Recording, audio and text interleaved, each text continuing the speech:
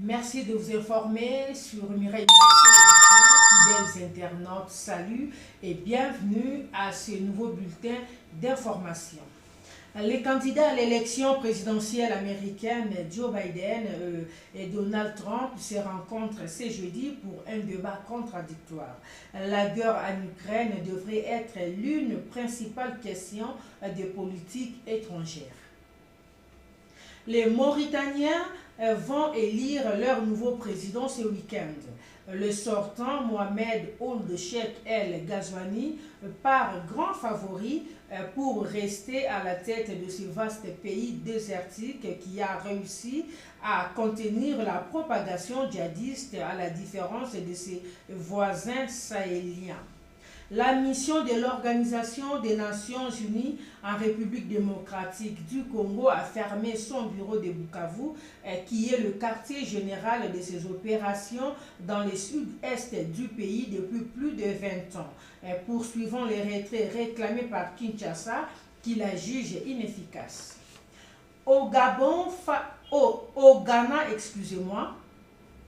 Ghana, face à la crise économique, le cacao-culteurs n'ont d'autre choix que de se tourner vers les contrebandes pour survivre.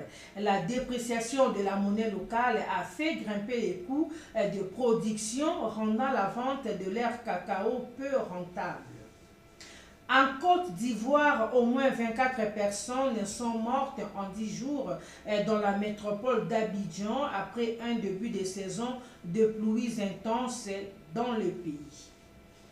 Au Togo, des pluies torrentielles se sont abattues ces derniers jours sur Lomé et sa région, provoquant d'importants dégâts. C'est la saison de pluie et la menace de nouvelles inondations et de nouveaux à craindre, puisque de fortes précipitations sont annoncées dans les prochains jours.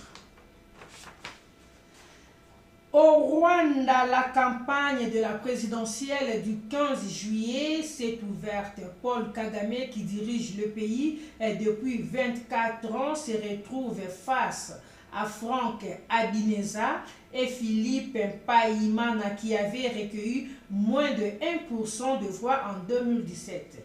Notons par ailleurs que M. Kagame a toujours été élu à plus de 90% de voix. Plusieurs opposants, dont Victor Ingabire et Bernard Tangada, n'ont pas pu se présenter en raison d'anciennes condamnations, et la commission électorale a invalidé la candidature de Diane Rwigona. Le scrutin est couplé avec les législatives pour la toute première fois. La région sud-ouest burkinabé frontalière de la Côte d'Ivoire et du Ghana connaît depuis plusieurs années un boom dans le secteur de l'or. Plusieurs villages de la zone Larué vers l'or bas sont pleins avec l'arrivée massive d'orpailleurs venus de différentes localités burkinabées. Toujours au Burkinabé, pour parler de l'enlèvement de Serge Atiana, journaliste et directeur de publication du journal d'investigation. L'événement, c'est un palier de plus qui vient d'être franchi dans le musellement de la presse burkinabé. Au Guinée, le tribunal jugeant 12 anciens responsables militaires et gouvernementaux au procès du massacre du 28 septembre 2009 a mis son jugement en délibéré au 31 juillet de cette année. Une soixantaine de militants de la cause LGBT+ ont manifesté à Tunis pour exiger la décriminalisation de l'homosexualité à l'appel de plusieurs ONG locales. Le président kenyan vient d'annoncer le retrait du projet du budget 2024-2025 prévoyant de hausses des taxes. Rappelons que ce projet a été à l'origine d'une puissante contestation qui a viré le pays dans une violence meurtrière. Toujours au Kenya, des policiers kenyans ont entamé une mission de maintien de la paix dans la capitale haïtienne pour lutter contre la violence des gangs. Il s'agit d'une opportunité unique pour rétablir la sécurité. Deux anciens présidents béninois, Thomas Boniaï et Naïsphone Golo, sont en visite à Niamey au Niger. Depuis le début de cette semaine, ils sont venus offrir leurs bons offices pour apaiser la tension devenue vive entre ces deux pays depuis le coup d'État qui a renversé le régime du président Bazoum.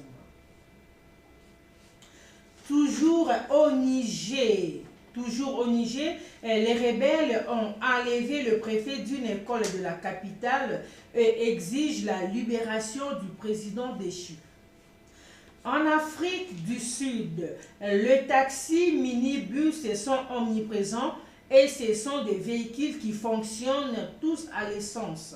Mais les ingénieurs d'une université veulent apporter des changements à cette situation après avoir obtenu des résultats supérieurs aux attentes avec des engins entièrement électriques. Mesdames et messieurs, c'est par ici que nous clôturons notre bulletin d'aujourd'hui. Merci de nous avoir suivis. Si c'est pour vous la toute première fois de nous découvrir, alors commencez par vous abonner et surtout n'oubliez pas d'activer la cloche de notification pour ne manquer aucune de nos nouvelles vidéos. Pour toutes vos suggestions, n'oubliez pas de nous contacter via le numéro qui est affiché sur vos écrans. Un grand merci à Joyce Ilunga Kalengai qui était à la prise de vue et à la réalisation de ce bulletin.